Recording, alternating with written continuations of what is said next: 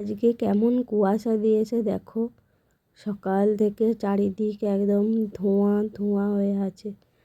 তোমাদের সঙ্গে সেই ভিডিওটি আজকে সকালের মুহূর্তটা শেয়ার করলাম বন্ধুরা।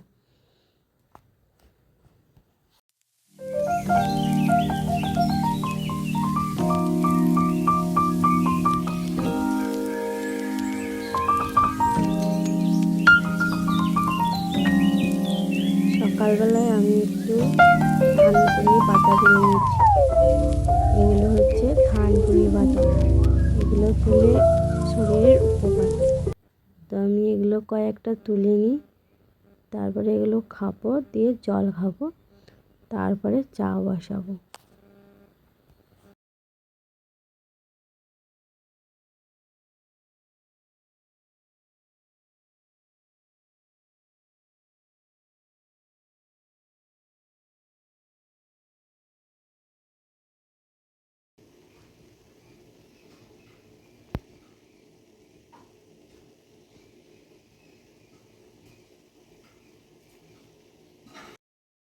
বন্ধুরা, good morning and welcome back to my blog, Puja blog. তো সকাল থেকে তোমাদের সামনে আসিনি, এই মাত্র আসলাম। তো সব ঘরের কাজবাজ সেরে স্নান করে এদিকে পূজার আমার সাত করা হয়ে গেছে, ফুল তোলা, বাসন ধোয়া, সমস্ত কিছু আমার রেডি। আর আমার বর মশাই পুজো করবেন আর আমি রান্না বসাবো। তো আমি ভাত বসিয়ে দিয়েছি, আর এদিকে কেটে নিচ্ছি আলু, টমেটো, আদা আর কাঁচা লঙ্কা।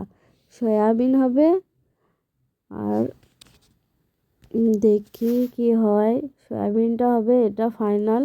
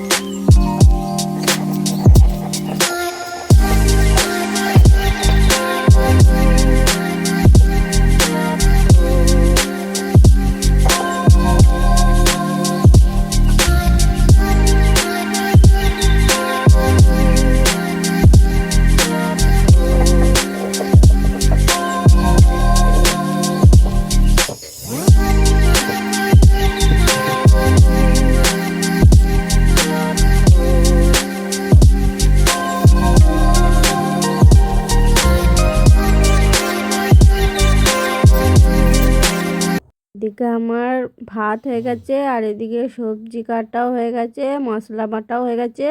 এবারে শুধু রান্না চাপানোর পালা।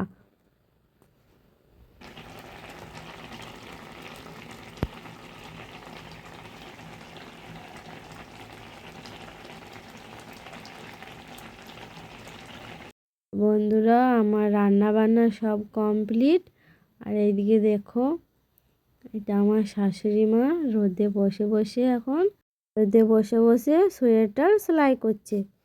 তো দেখো, আমি পেছন থেকে ভিডিওটা করছি, আর উনি বুঝতেও পারছেন না।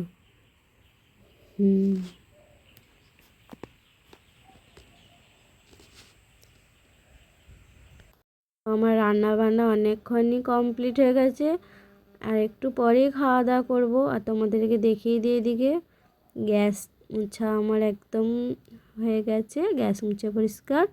আর তোমাদের তরকারিগুলো একটু দেখিয়ে রান্না করলাম। এটা হচ্ছে বেসন বড়া দিয়ে সরষে বাটা দিয়ে ঝাল করেছি, টমেটো দিয়ে। আর এটা আলু সয়াবিনের তরকারি। ব্যাস এই দুটোই রান্না করেছি আজকে, আর বেশি কিছু করিনি। আর এদিকে গরম গরম ভাত, একদম ধোঁয়া উঠছে। তো এবারে আমরা খেয়ে নেব বন্ধুরা। তো বন্ধুরা ভিডিওটা আজকের মতন এখানেই শেষ করলাম, বাকি কথা কাল হবে। টাটা বন্ধুরা।